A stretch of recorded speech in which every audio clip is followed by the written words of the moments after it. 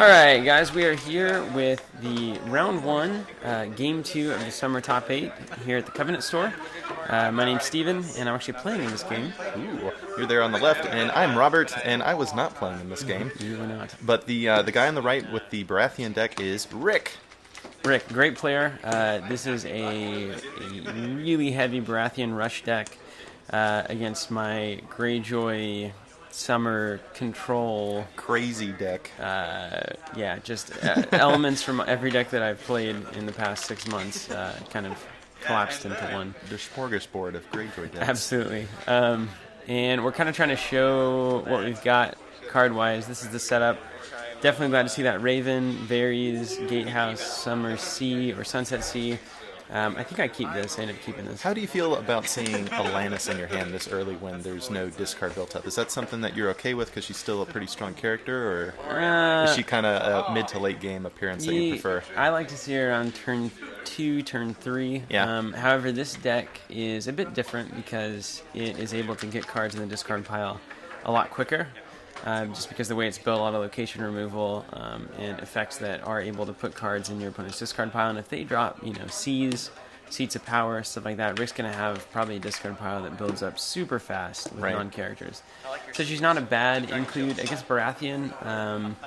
She's not as clutch. The Baratheons tend to just come out and passively destroy you with those the effects that they have on the board. Vigilant, standing, power, etc., etc. So it's not as critical as it would be against like Lannister or Martell, which is a control build. But certainly, Alanis is always nice. We'll see if she comes into play here. And also, based off your opening hand, when you see your Raven, because you're running Kings of Summer agenda, when you see your Black Raven in your opening hand, does that kind of default a time for Ravens without anything else happening as your 7th plot? Yeah, sometimes you just want the carrion bird, just to get something in your hand. Sometimes you just want the 4 gold whenever you don't have anything better. And surprisingly enough, whenever I run a few 1 initiative plots, sometimes like 2 initiative on the time for Ravens is actually something worth throwing out. Ultimately, it becomes a pretty weak plot once you draw your Raven, but you're always glad to draw your Raven so you don't have to use that plot. So it's kind of a twisty-turvy kind of assessment there. Yeah. But so let's talk about this matchup. So we have pretty classic Baratheon v. Greyjoy. What would you expect out of a matchup like this? What to look for? Well, for a Baratheon player, it's going to be the obvious stuff. He's going to come out strong and quick. He's going to try to do a lot of power challenges. He's going to try to gain a lot of renown, assuming it's the classic Rush. If it's a Sai, which I guess are the 2 main templates here. I don't think he was running a wall deck or anything, but he's going to do pretty much the same thing. Baratheon is a fast, very aggressive house, and they're not going to pull any punches, and they don't care to build up or do anything. They're just going to come at you. And then on your side of the thing, I would say that you just have to do what you can do to hold him off and hopefully get some saves out there. That way you can do an offensive valor or something like that to wipe him out, because Baratheon is going to run tons of non-uniques and all that kind of thing. So if you can let them empty their hand, fill up a board, and then wipe it out, it's really going to do wonders for helping you win. Absolutely. I think Valor here, you have to... The Valor turn is the turn of the game. Against a rush deck like Baratheon, there's a lot of ways to mitigate that on both ends, but I'm also concerned with his hand size for sure. Yeah. I think Greyjoy players have to be concerned with the hand size. I've got the Summer agenda, likely going to turn at Summer. I'm going to be getting more cards. It all depends on if he gets Laughing Storm out. If he doesn't get Laughing Storm, then I can really try to nuke his hand and let that Valor play out, and that's going to slow Baratheon down immensely when they can't build up. Because they generally explode out early. Seats of Power, sees every other kind of bonus that they can get to income or reduction. They try to explode out and just take it, and you really have to stop that from happening. Valor is going to play a key role, and of course the Baratheons plan on that weakness, and I think Rick has tweaked his deck, I'm certain, to prevent that from ruining him. So you dropped Alanis first turn here, or not first turn, but in setup. What was the deciding factor on that? Was it just kind of the only option in terms of the gold cost that you could throw out there? That was certainly part of it, but the other part was that I really wanted the intrigue presence. Yeah. I've dropped Alanis, and then I also have Varys and Shadows. So that's going to give me 2 very strong intrigue icons, one with stealth, and Alanis may indeed be active the first turn of the game. You never really know. Yeah. He does have one of the C's out, so that's at least one that I can guarantee. If he has Seats of Power, who knows? Exactly. Yeah. Exactly. We all know Seats of Power. And what's attached to, is that Sir Preston there? Yeah, Sir Preston, I don't know if that's a dupe. I can't quite recall. Well, it's set up, so... Banner Bearer? I think it's a Banner okay. Bearer, yeah. Rick does run the new attachment, the Banner Bearer, so Nice.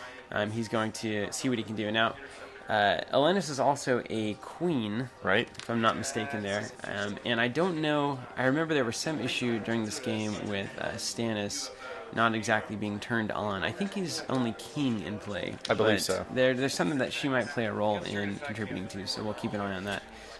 Now, in terms of, we were talking about Valor earlier and when to throw it down, is there anything aside from a well-built-up board in general on the Baratheon side of things that would make you want to drop it earlier than you might have, like a unique of choice that wasn't duped up or anything like that? Say if the Laughing Storm was out there without a dupe? Yeah, for sure. There are certainly key factors, but the Baratheon player also is wanting you to drop the Valor as early as possible. Right. So that they can then explode out past that and take the board again. So our first plots are you dropped At the Gates, which is going to let you search for a Maester, and he dropped Lineage and Legacy, I believe is what that is. So Yes. You have to win a power challenge before you can do a military challenge. I have to win a power challenge before doing a military challenge. And I'm going to, it looks like I've got Windermere on the board, or considering doing Windermere, because I certainly don't want to lose characters, Alanis, etc., etc. Windermere just, man, claim soak forever is incredible.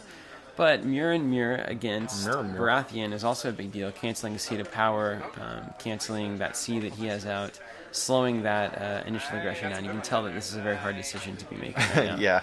So it looks like you're looking deeper for that Murnmur. What's it going to be? I didn't watch this game, so this is all news to me. Yeah, I'm just looking at the hand, and we go with Windy. Yeah. He's really hard to beat. He's just so good, and man, it's just, you see him come out on the board, and having played you countless times, I know that means that any one-claim military challenge is going to be essentially worthless for the rest of the game. Absolutely, and Baratheon can't really deal with characters very well. Right. If this was a Targaryen deck, it would be a different choice. If this was even a Stark deck that has a ton of murder events, it would be a different choice, probably.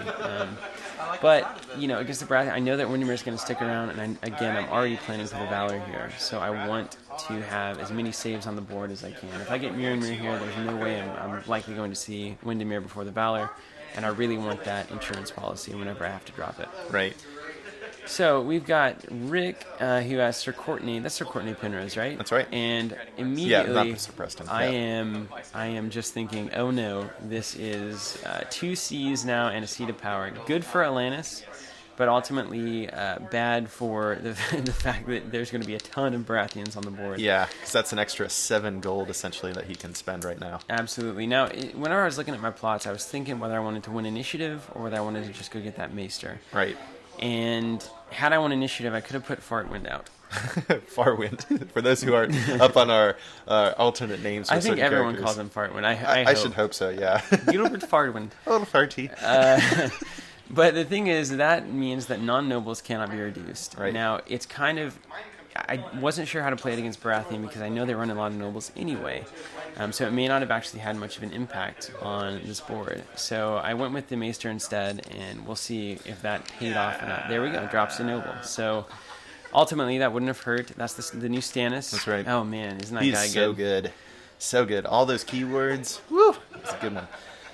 So what are you thinking now? How is this shaping up in terms of your expectations being able to hold off these initial challenges? Or if he doesn't get these dupes out, that you're just going to Valor hardcore immediately next turn? Right. This is exactly what you would expect. Two guys now with Vigilant on the board. Right. You have to win a power challenge, do a military challenge, which I'm not going to probably be able to do either, right. Given that Vigilant is happening. Another we have 2 Lightbringer gold for Lightbringer attached. No, 1 gold. So that's my worst nightmare. Now there's a save on Stannis, which is a bummer. And so this is ultimately looking a little bit rough right now. Not as And good as it there's was two more, one card before. There's 4 more gold just in reducers back there. So we'll see what Rick's going to do. Like another renowned character here, a Knight of Flowers or anything just ludicrous, is going to be a problem. Did you have any expectations for him having some sort of influence cost thing, that he hadn't popped these C's for a certain reason? Bastard Robert with stealth. No, I think Rick here is also playing and planning for a Valor. Yeah. He has the board right now. He knows it. I know it. Everyone knows it. Zorak know it. Zorak know it. And there's really no reason, if he doesn't need the extra help, if he thinks he can get the power that he needs to swing the game, there's really no reason. So how many cards can we do? The card counting, how many cards does he have in his hand still? I think it looked like he had about 3 or 4. 3 or 4? Okay. Yeah. And he's got a Smuggler's Cove out as well, which is just insulting. Yeah, right there. it's fantastic. So you have a full spread still to dish out. 9 cards. And this is Hello Baratheon. Yeah. Is what we call this setup. Is that Bastard Robert an ally or anything? Can you discard that with Varys? It feels like it would be an ally. Yeah, I can't remember. I will say that. Or just a bastard. I think his trait may just be bastard. Yeah, I think it might be, actually. But you can guarantee if I can discard anything with Varys, I'm going to pay the 1 gold probably to do that, because that's very important to me right now. All right, so a gatehouse. And a gatehouse. Easy choice. So you can see how this is building. Greyjoy here is building for the Bay of Ice. Yeah. Greyjoy is building for the long-term game here. I'm at +2 gold to his +0. I get a captured cog, so +2, +3 initiative now total, 4 for dominance. Rick's not going first. That sucks. For vigilant. It does. This is me trying to play for the late game, hoping that the Valor can go off. And I'm going to pop the C and throw out the one, the only Gilbert Fartwin. Oh, Farty. How we missed you. Hopefully slowing down those reducers that he did keep, hoping that Stannis is maybe his only noble in his hand, and Rick's again looking now at his hand. It's summertime, everybody. Making it summer, and then I'm holding one. That may mean that Varys is coming out. It may not. Because you had a distinguished boatswain in your hand, and that's a tough call, I'm sure, between bringing out the boatswain for Bicon with 4 strength or getting Varys. It looks like the boatswain's coming out. Boom, there he is. Boom. Yeah, so he's at -2, but he's still... So I'm assuming that means that Robert's Bastard or whatever or not is not in fact an ally. I'm going to assume that too. Bastard Robert doesn't sound like an ally type thing, right? And if it was, I would have thought you would have discarded it. Absolutely. Do some antics there.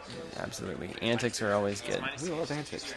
All right, the so Greyjoy motto. Then we go back to the Baratheons. Now look at what's going on here. We have Stannis and then Penrose, and for some reason I remember there was something about this game that stopped Stannis from having all of his sweet icon or sweet keywords. I just don't know. I don't see it either. See, maybe it's next turn or something. Yeah. Okay. So we'll wait. We'll just wait. So, what are you guys talking about? Do you remember right now? Because there's definitely some sort of banter going on here. We're just having a good time. The games between Rick and myself are always good. Just kind of trying to get in each other's heads, as you tend to try to do. Trying to feel the other person out, seeing how they're feeling, seeing what they're planning, what's going on in their brain. And I'm generally just, whenever I play Greyjoy, I feel like I have the authority to just be kind of a weirdo. Okay, all in for that power challenge, it looks like. I think he's going all in. Coordinate, Penrose. He's in. Okay, so all 3 guys, what's that going to be? That's going to be... I'm leaning in there. Oh, man. So there's a +2 strength and stealth. Is that a Smuggler's Cove? That is a Smuggler's Cove, yeah. Okay, so he's definitely going to win this challenge. He'll just stealth out whatever he wants. Penrose is going to get Vigilant and extra strength, I believe, when he participates in a power challenge. Yeah, +2 strength and Vigilant during the power challenge. That's going to be good. And it just mathematically, you do not have it. So he already went ahead and won. Looks like you didn't oppose it. And then Vigilant is going to make both of those unique Baratheon guys stand right back up. Right back up they go. And then he's kneeling the Bannerman? Banner Bearer. Banner Bearer to do what? What does that do? I'm unfamiliar with that. That gives you the keywords of another character of yours in play. And they're. I'm gonna actually look at the. I've seen Stannis a few times, but we need to actually look at him a little bit and see what is going on. So he's immune to location abilities, and while Stannis Baratheon is the only king character in play, he gains Vigilant, Renown, and Stealth. He's a king and a lord, 3 strength. Absolutely. Okay, so for the Banner Bearer, Rick said he had forgotten to use the Banner Bearer ability before the challenge, which I'm like, it's no problem. So we went ahead and did that back. So he does get all of Stannis' stuff. Stands up, gets Renown, and Distinguished Boatswain comes over to Rick with a seductive promise. Nice. Isn't that great? No, it's not, because, man, that's not good. It's not good. It is not good. But he's only at 2 strength, because you have a card in Shadows, so not the end of the world. Not the end of the world. Absolutely. So But then we he's are standing. Oh. swinging once again with Stannis and Penrose stealthing Farwind. Hello. Typical. So it looks like this is going to be an unopposed military challenge. Coming in, they're going to stand for Vigilant again. They're all going to get Renown, which is crazy. One for unopposed, and I'm probably just going to kneel Windy here to save. Let's see what he's got. He's using quotation marks. Yeah, there's a lot of quotation marks there. Watch Rick, out. careful, Rick. Steven's doing it back. We're having Quotation war. It's a very subtle hand gesture war going on here. This is where games are won and lost. But you see, he only used the quotation back at me with his right hand as opposed to both hands. So what's that to? Okay, so Alanis just canceled, or what? I did an intrigue challenge. Did an intrigue challenge. Okay. Then what was the claim on that other challenge? Where was the claim on that other challenge? I need to know. I think it was Windy. I think we may have credit. This is the first game. It was a rough one. Condemned by the council with Alanis. Okay. So which one are you gonna nuke? Probably the Cove. I'm going to hope that Farwind is actually paying off here. Yeah. You don't want the Baratheons to have that Smuggler's Cove. No, sir. There's a reason it's in so many decks. It is a good one. So I'm a little perplexed as to what happened with that military claim, but things happen. This is. Hold on, I think I remember it being corrected here. Whenever we were like, wait, what happened with the military claim? Man, that's great. But even if it didn't, I mean, Windy kneels. Windy's there. No big deal. Just wipe it off. Yeah, we forgot the military, but there we go. Okay, there it is. Boom. Forgot to do that. There you go, Rick. You see, is that happy? Are you good? You good? You happy? Look at these hand gestures, man.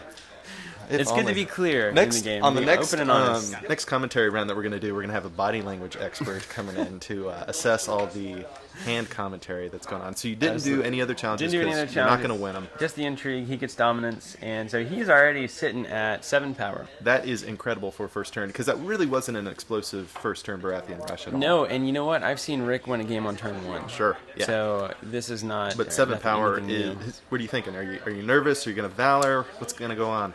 Well, so right now I get a pretty decent effect from the Valor. I think Rick's down to 1, maybe 2 cards. I've got 1 save in the form of Windermere, so I can save Alanis or Gilbert, and I also have Alanis, who can now, because that Seductive Promise and Smuggler's Cove, as well as the Seat of Power, can now cancel the Lightbringer save. Right. So I'm thinking to myself, I can clear the board here.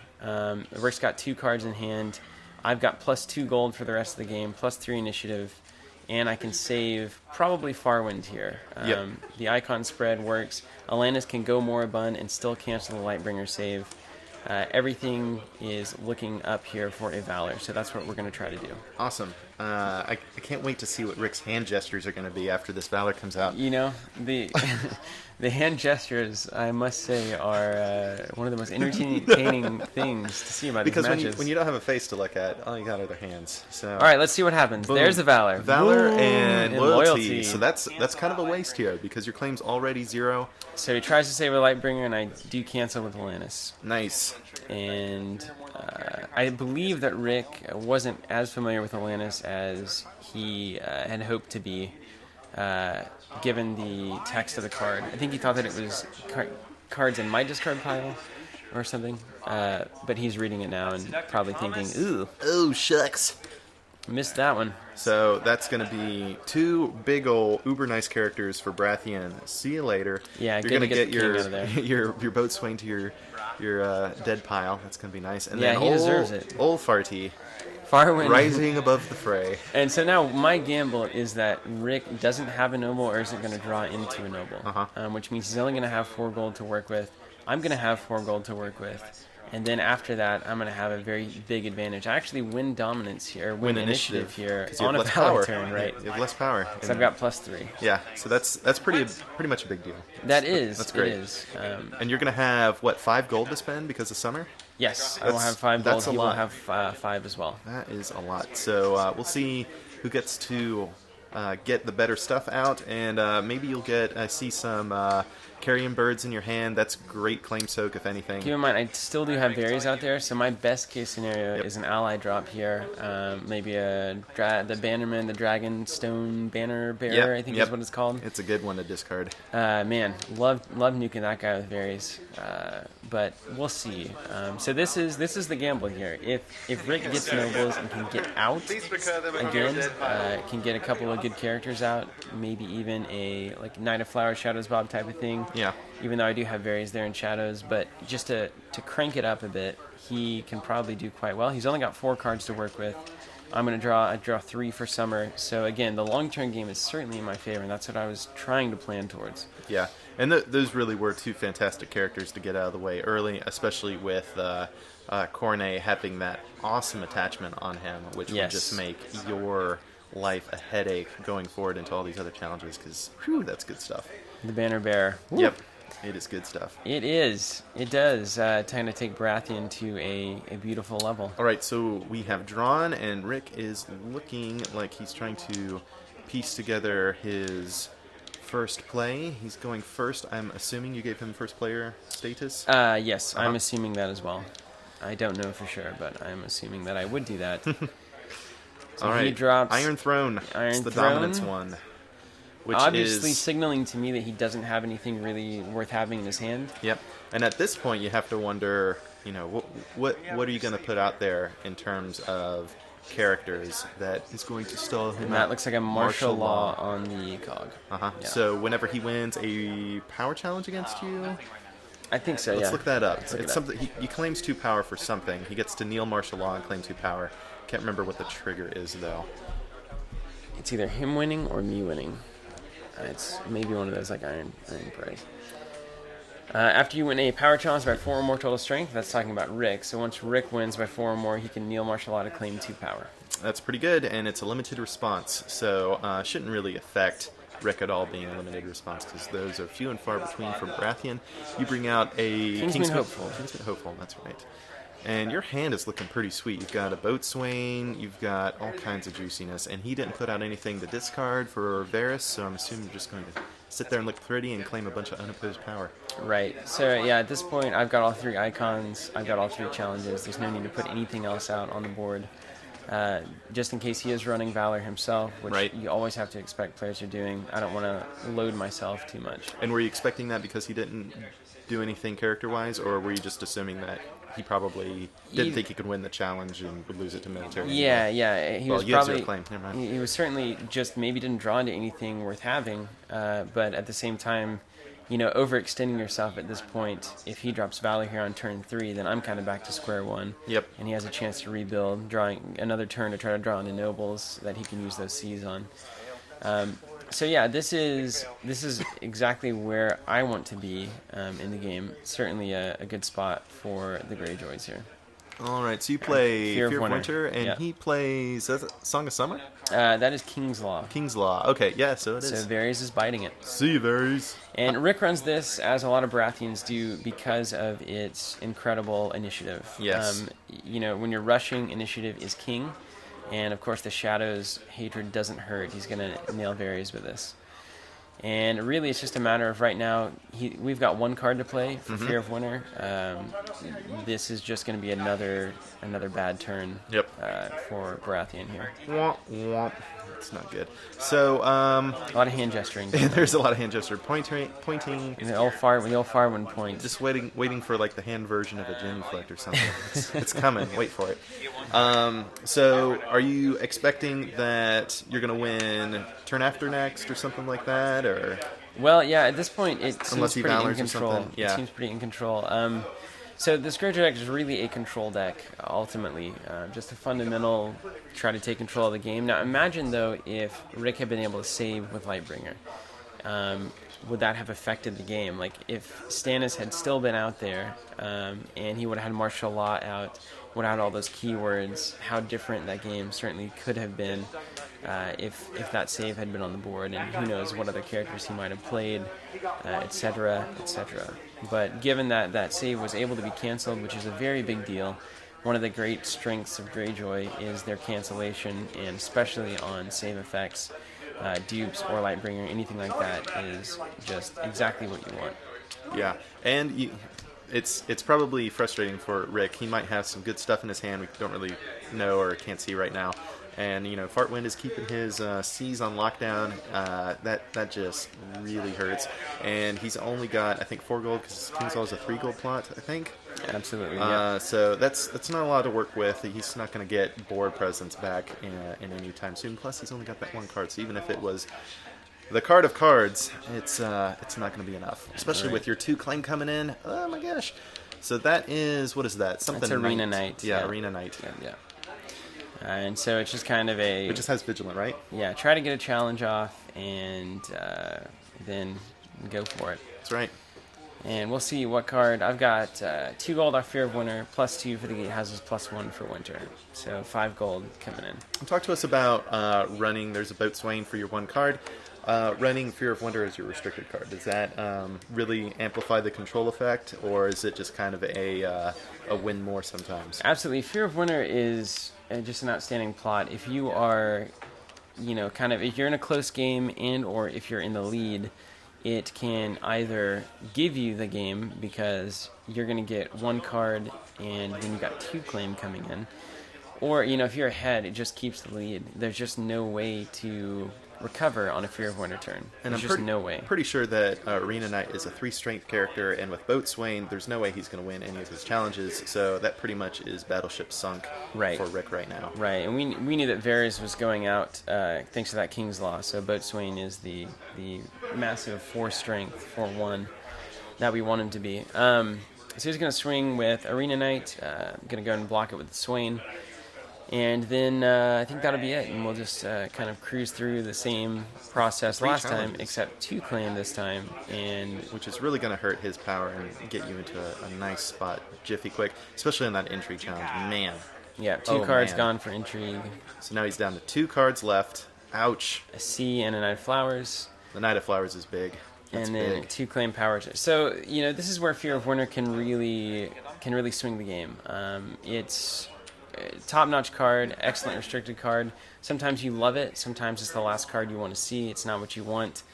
But in general, this is just an exceptionally strong card. It takes from your opponent the ability to actually recover from the game, and that's a big deal.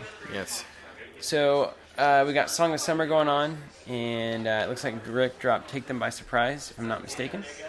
And so this is just, again, Song of Summer. Everything on my board is +1. It's kind of a continuation of that don't want anyone to recover mindset. Yeah, so all your guys are just going to be even beefier, which is crazy that you're paying 1 gold for a 5-strength Boatswain right now. Absolutely. That is awesome. Yeah. And it really sucks for Rick now because he has gotten his board wiped. He's got these cards that are just on lockdown in terms of the C's, and he paid 2 gold for that martial law, which may or may not ever be doing anything for him going forward in the game. So there's a lot of essentially dead cards that he has out right now, and only the Iron Throne is really doing anything for him. Correct. Rick right now has to Valor to get anywhere, I think, at this point. Had to Valor even, last turn. So because he didn't Valor this turn, are you suspecting that he doesn't run Valor? What's in your head? I am suspecting that he doesn't. Which I think in a Baratheon Rush deck, just like pretty much any deck, Valor, is too strong to not consider. Generally, a Baratheon Rush, I've seen Rick's deck go off plenty of times, and you're looking at maybe winning turn 2, turn 3 at the latest. Right. So you really have a lot of auxiliary plot slots that you don't necessarily need. You're going to win the game early, so you may as well throw in some contingency plans in case something goes awry like it did here. And something always goes awry in Game of Thrones. That's kind of the grand point, of Game of Thrones. Something is going to mess up. And I think having Valor here, or even something like a First Snow, would be a huge boon to Rick. So we have a pretty good look at your hand here. You have a Pyromancer's Cache, which would be... Pyromancer's Cache? Concession. Yeah, Rick calls it. He's looking at it, and we've all played enough to know where this goes, and it doesn't really go anywhere for him. So that's the first round. Game 2 of the first round, Steven versus Rick, and we will keep having these matches available to you. If you want to hear more of us talking about Game of Thrones, which we do plenty of, we are also the hosts of the Two Guys One Throne podcast, which is a podcast for the Game of Thrones living card game, and you can find that on teamcovenant.com or iTunes. You can look us up, but give it a listen and enjoy. Thank you so much for tuning in, and as always, stay tuned to Team Covenant for all your Game of Thrones content.